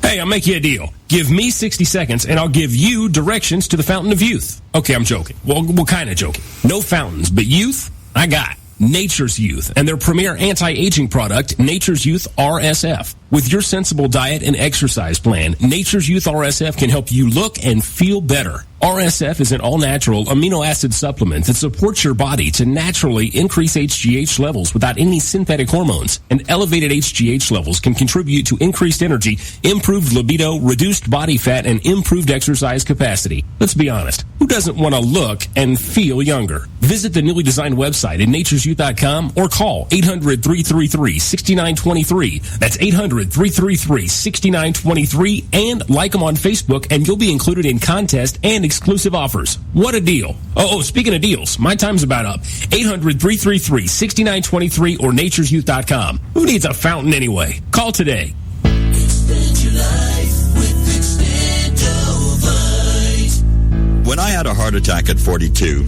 I was not sure what the future held. But a year later, the doctors could find nothing wrong with me and took me off all my medication. What did I do? I took a herbal mixture of garlic, cayenne, and a few other herbs mixed in liquid form. I now call this Extendovite. I would have never believed that a few simple herbs could actually change my life like they did. Now it's your turn to see what the powers of garlic and cayenne can do for you.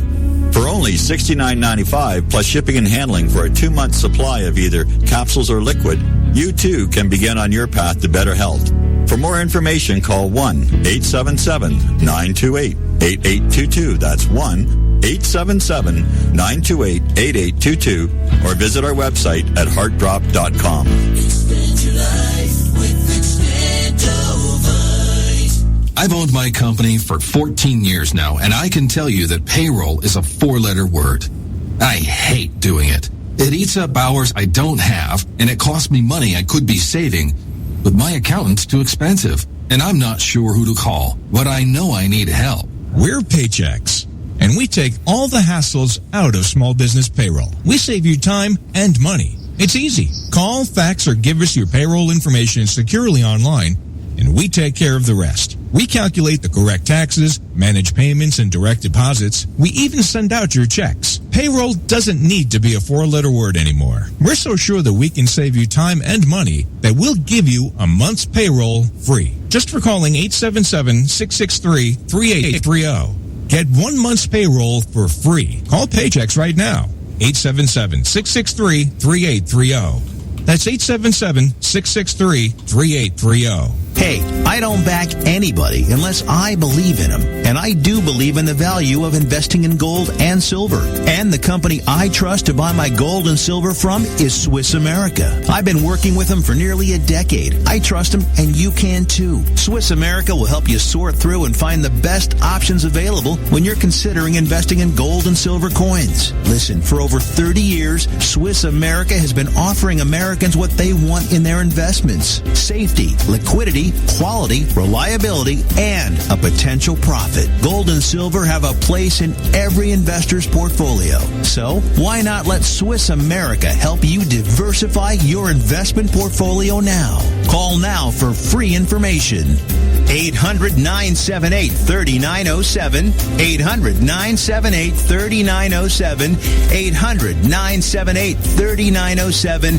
800-978-3907. Hey, Bugsy, you hear the news about Vinny? Yeah, it's a real shame he owed money to the IRS and they finally cut up with him. Just like Al Capone. If the IRS can get to Capone, imagine what they can do to little old Vinny, huh? Poor cat, he was on top of the world, then bada boom, bada bing. What Vinny needs now is an offer he can't refuse. Hey, you got a tax problem? Does the IRS claim you owe them a bunch of dough? They can get you too. So call the tax relief line now and learn if you qualify to negotiate your $10,000 plus IRS tax debt for up to a 75% savings. Don't be like Al or Vinny and get busted. Make this free call now. Learn how you may be able to pay the IRS less. Call now. 866-657-8474. 866-657-8474. 866-657-8474. 866-657-8474.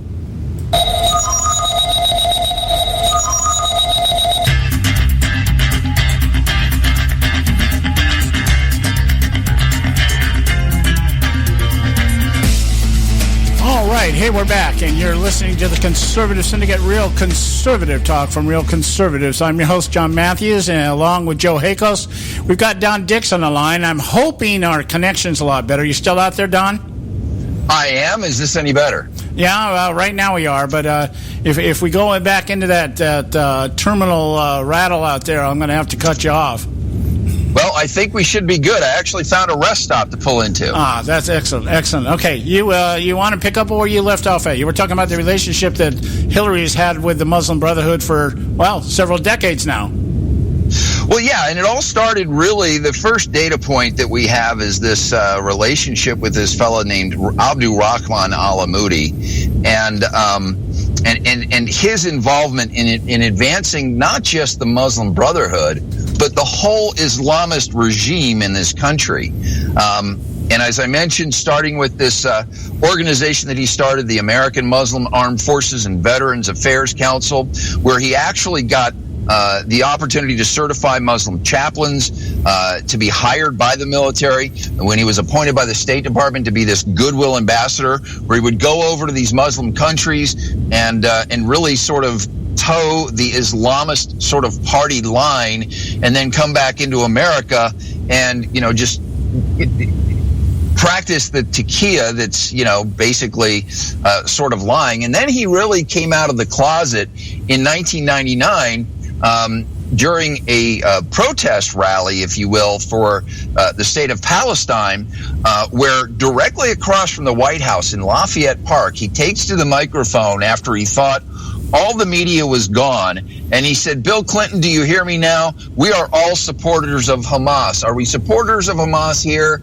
And the crowd chants, "Yes, we support Hamas." And then he says, "Do you hear me, Bill Clinton? We're all supporters of Hezbollah here. Do you hear me now? Who here supports Hezbollah?" And this was recorded. This is out there all over YouTube. You can just type in Abdul Rahman Alamoudi, Lafayette Park. And this was actually surreptitiously recorded when Alamoudi and the promoters of this event thought that the media had gone home and gotten their sound bites for the day.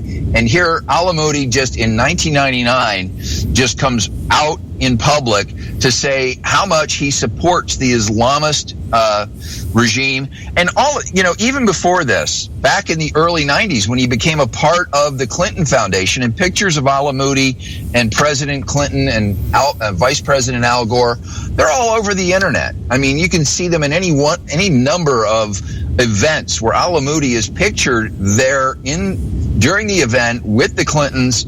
I mean, this guy had a position of influence second to none.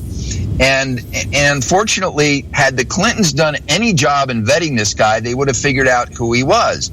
And that applies to Abedin. If they had done any job vetting who she was, they would have figured out and found out the organizations that and her family had been involved in, what they'd been talking about. I mean, this is no small deal. The Journal of Minority Muslim Affairs, JMMA, was a journal that was founded by her father, along with another individual who was he was part of a government entity funded by the Saudi. This is all in Saudi Arabia. These are organizations, Islamist promoting organizations. The fellow that Abedin's father founded this organization with was also the director of something called the Rabita Trust, which was shut down after its operations in the United States were shut down after 9/11 because they found out the Rabita Trust was funding Al-Qaeda. So any organization that was in any way funneling money to Al-Qaeda was no longer allowed to do any banking within America, of course, and was discouraged from having banking relationships in countries outside the United States. This lady, Abedin, her family's relationship, because her father's passed away, her mother is still involved with this organization, actually helped found the female version of the Muslim Brotherhood in Saudi Arabia. And this family of Abedin's, they are all a part of the exportation of Wahhabist ideology that is at the core of the Saudi Arabian version of Islam. Well, let me interject. Let me interrupt you here, Don, because you've said something here just a few words back here that is kind of piqued my curiosity here. You say, had the Clintons vetted this gentleman that you were talking about here that was in working with the military and the Muslim clerics and all this, or had the Clintons vetted Huma Abedin, why do we just naturally assume that they weren't vetted? I mean, what's to say that they weren't vetted and it didn't make any difference? Well, when I say weren't vetted, that in terms of what would Andy McCarthy wrote about this in the Conservative Review a little while back when he explored the idea. I don't know if you remember, but in I think it was 2012, you had Michelle Bachmann and several other Congress people that said, hey, this lady named Huma Abedin needs to be investigated, and she wrote letters to the inspectors general of 5 different departments, including the Department of Defense, the Department of Justice, the State Department, asking for Huma Abedin to be for her background to be, not investigated, but documented, right, and put out in public. Because what Andy McCarthy said after these, and if you remember, you had Senator John McCain, you had Marco Rubio, that all came out and demonized Michelle Bachmann for calling for this review and wanting to have this investigated. Why would John McCain and Marco Rubio defend Huma Abedin?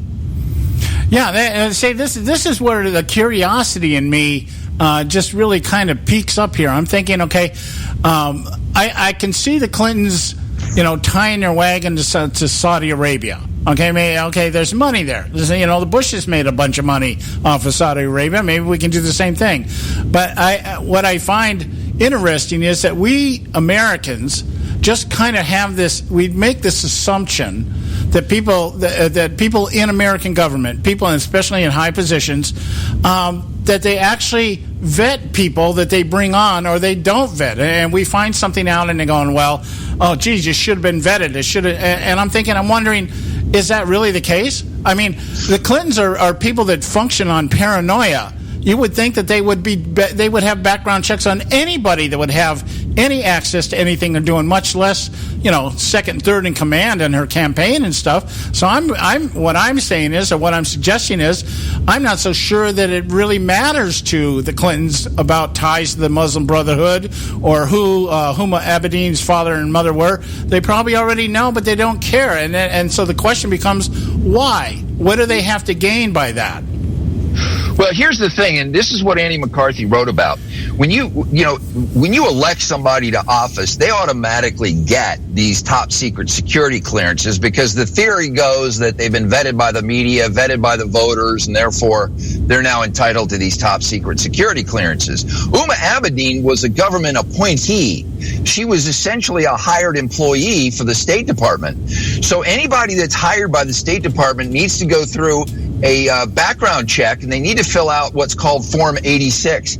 Andy McCarthy points out in this article that if a properly examined Huma Abedin had filled out Form 86, there is absolutely no way in the world that she should ever have been able to get the position that she got within the State Department, because it required this top secret or classified security clearance because she's dealing with this material.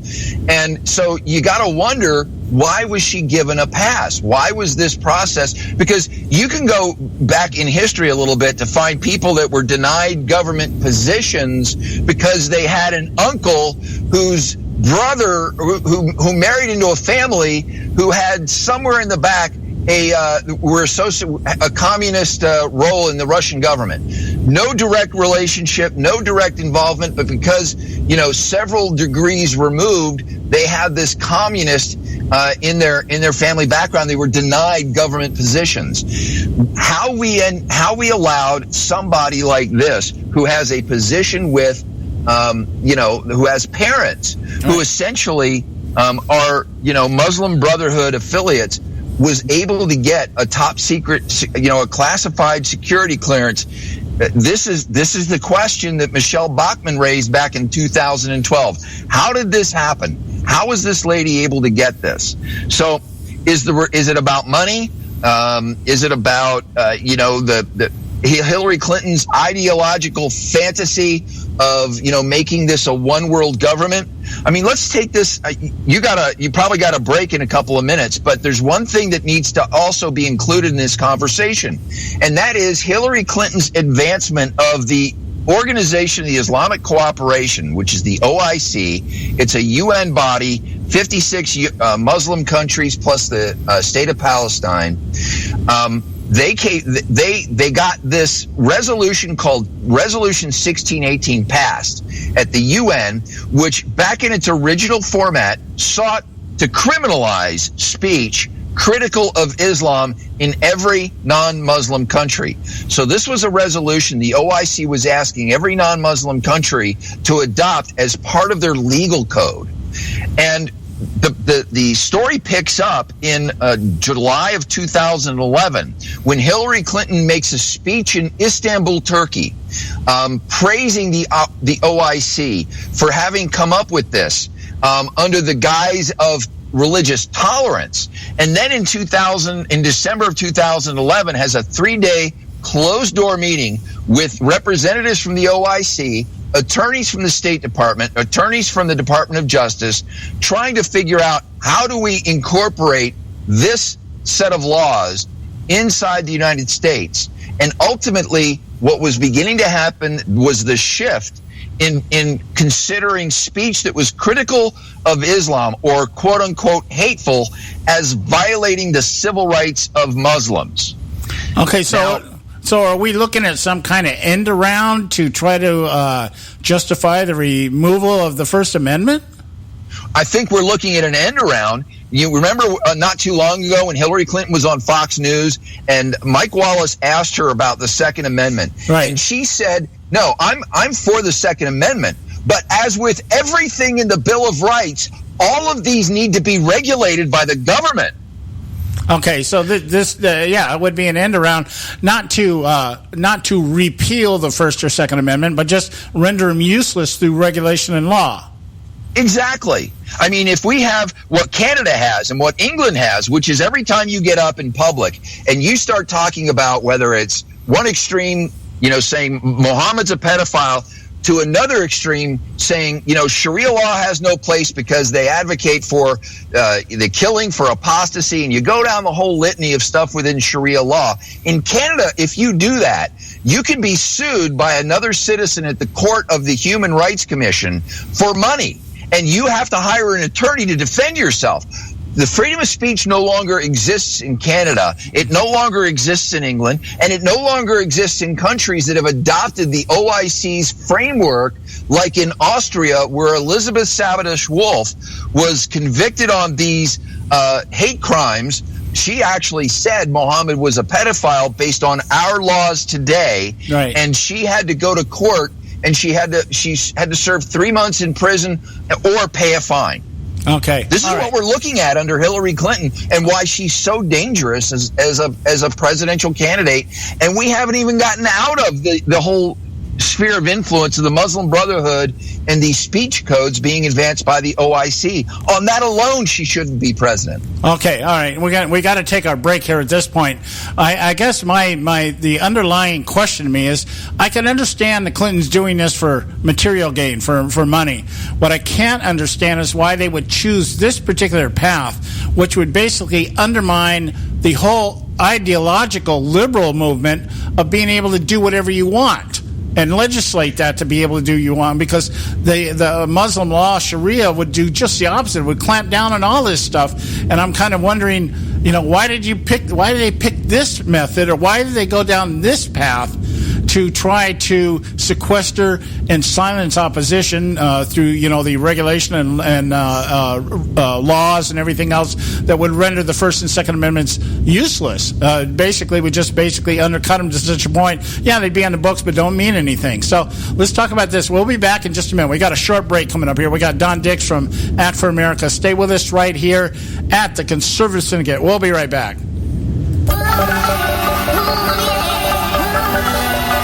A healthy attitude toward human politics will be relentlessly cynical.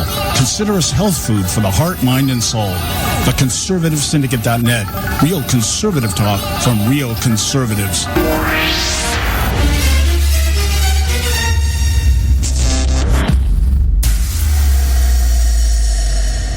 Hey folks, if you're like me, you don't place a whole lot of trust in today's media for the real truth and facts regarding the volatile world of finance and politics. When I want the real scoop on money, I go to the most trusted source I know, my good friend and colleague, Bob Cardosa. Bob is a noted expert with a PhD in international finance who airs his nationally known, globally syndicated show, Robert Cardosa Live Daily, Monday through Friday, 3 to 5 p.m. Pacific Time. With Bob, you get the right information at the right time from someone who knows his business and can help you make the right decisions concerning yours. Again, Bob airs daily, Monday through Friday, 3 to 5 p.m. Pacific Time. Visit his website at robertcardosalive.com for information regarding stations and topics. That's robertcardosalive.com. Check Bob out. You'll be glad you did.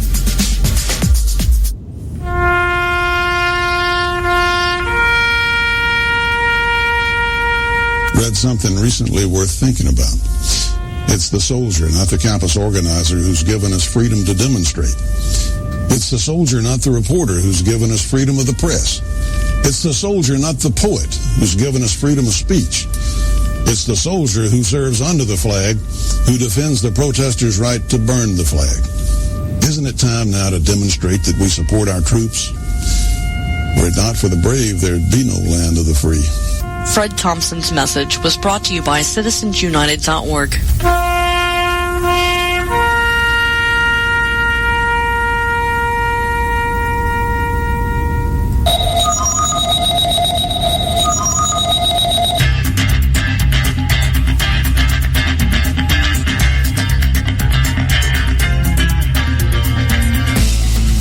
Hey, we're back, and you're listening to the Conservative Syndicate, real conservative talk from real conservatives. I want to get right back here to Don Dix from Act for America doing his weekly segment with us, and we're talking about these ties that are becoming a little bit more apparent, especially regarding the Clinton campaign. You know, one of the things that has really been kind of sticking out to me, ever since Obama came in office, actually, it became apparent to me, is that there is some motivation, some either ideological, political, I don't know exactly what it is, but there's some association, some reason why all of a sudden Islam has become such a hot button in terms of the left wanting to defend it. You would think that, you know, we on the right are the ones that they call the Nazis, and we're the ones that, you know, we want to just clamp down, and we just want the white Protestant people with their guns and religion to be able to rule everything and run everything. And you would think that Islam would be so counter to the leftist culture and the paradigm of what they believe to be what freedom is and everything else. And I guess that's really what perplexes me as to why there would be such strong ties between the Clintons, Obamas, and people like Huma Abedin. Do you have any idea about that, Don? I've got some, I think, I got some pretty strong, I'll call them guesses, but I think it goes beyond a guess. I believe the nexus of this story, where the movements like the political movement of the Muslim Brotherhood, or ideologies like those within Islam, whether it's Wahhabist or Islamic states like Iran, I believe the nexus of this lies with the work of Trevor Loudon. Have you ever had Trevor Loudon on your show? No, I have not. He is somebody that I would highly recommend, because when you take the body of Trevor Loudon's work, which is the documentation of the infiltration of all of our systems, academia, entertainment, government, media, by the communist and socialist movement in America, because a lot of people thought when the communist movement in Russia was defeated in the Cold War, America went to sleep when it came to communism, but communism never slept. It morphed into a whole different approach to the destruction of Western civilization. I mean, it's no secret that we have Marxists and Leninists and Stalinists and communists and socialists that have come out of the closet in our university systems and have been indoctrinating our students into these ideology. It's the whole root of the Black Lives Matter movement, of all of these sort of anti-American movements that keep coming out of the college campuses. Remember, when Donald Trump did his speech at the University of Chicago in Barack Obama's hometown, the virulent reaction that they had on that campus. You had Bill Ayers come out. You had, right. And a lot of what happened on that campus was never accurately reflected in the media. You literally had people being attacked in that parking garage. And that's what happens at a lot of these Donald Trump campaigns. You literally have these brown shirts, these Marxists that are emerging out of, whether it's Latin American countries that are here, as happened at the Donald Trump rally in Costa Mesa. We know in Santa Ana, California, we've got these huge enclaves of these Marxist sort of revolutionary kids that are so anti-American that when you have somebody like Donald Trump that's talking about shutting down immigration and making sure that people get vetted, they rally in opposition to this. Trevor Loudon has documented the individuals within government that have their roots, like Judy Chu and Maxine Waters and Luis Gutierrez, and the two individuals we now have, the two Muslims who, one from Minnesota, and I forget the other one, Andre Carson. At any rate, all of these people have connections and roots in the democratic socialist movement in this country, which is all about communism. So, getting back to your question, what's the love affair? Hillary Clinton, Barack Obama, and a lot of these progressives, I believe, for one reason or another, believe that America is the key to the destruction of Western civilization. The communists want to bring down Western civilization. The Islamists want to bring down Western civilization. And the key to Western civilization is the destruction of America. Because if you can bring down America, everything else goes. And that's what Trevor Loudon's work does. I would encourage you to have Trevor Loudon, so that your listeners can listen to his careful 20-year documentation of this, where he literally goes into source documents of these organizations within the United States that are all about the destruction of the Constitution and America to bring about this utopian socialist communist tomorrow. And we all know where it all leads. We've seen what happens in every Marxist socialist regime. The most notably now, we're watching Venezuela melt down. For some reason or other, Barack Obama thinks Cuba is this great shining example of communism, socialism.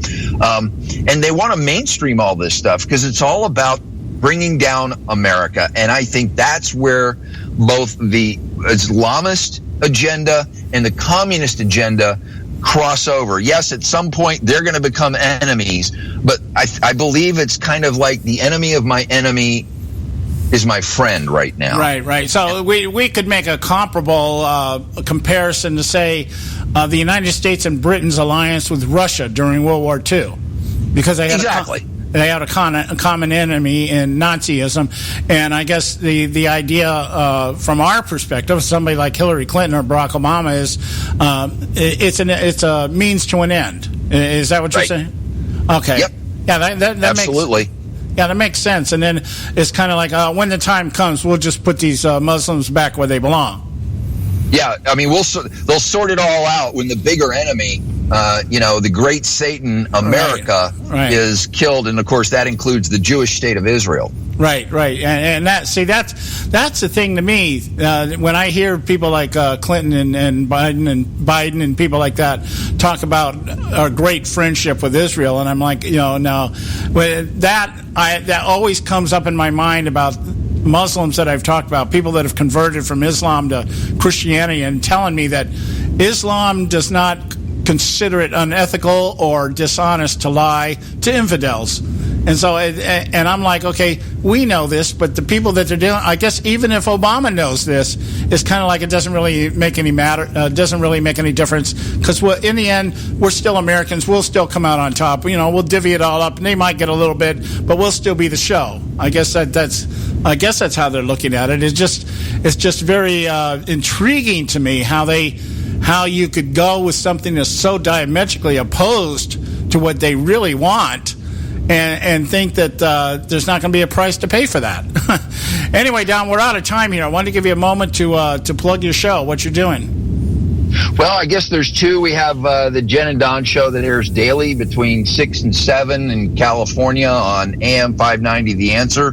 Folks want to tune into that, they can either go on their computers, am590.info, and listen to the show stream, or they can download the app and listen to all the great hosts, including that are featured there, as well as on the weekends. We've got the Unite IE radio show, and the core of our work of exposing Islam's agenda in America is documented on actforamerica.org, where folks can go to support that work and that message in making people aware here in the United States of both the cultural as well as, of course, the violent jihad that's unfolding here and across the world. So both of those places are, where people can get more plugged into this information. Thank you so much for that opportunity, John, and thanks for the opportunity to be with you today. Yeah, and I hope you guys enjoy your vacation, and we'll talk to you when you get back. Have a great day, and my best to you and Joe. All right. Take care. Okay, guys, we're at the end of the show here, and we'll be back tomorrow, same time, 3 o'clock out here in the West Coast, 6 o'clock out in the East Coast, where it's prime time sometime, all the time, somewhere. We love you guys. We thank you so much for taking the time to listen to us, and we look forward to bringing you the best, what we believe the best in conservative talk radio. We'll see you tomorrow.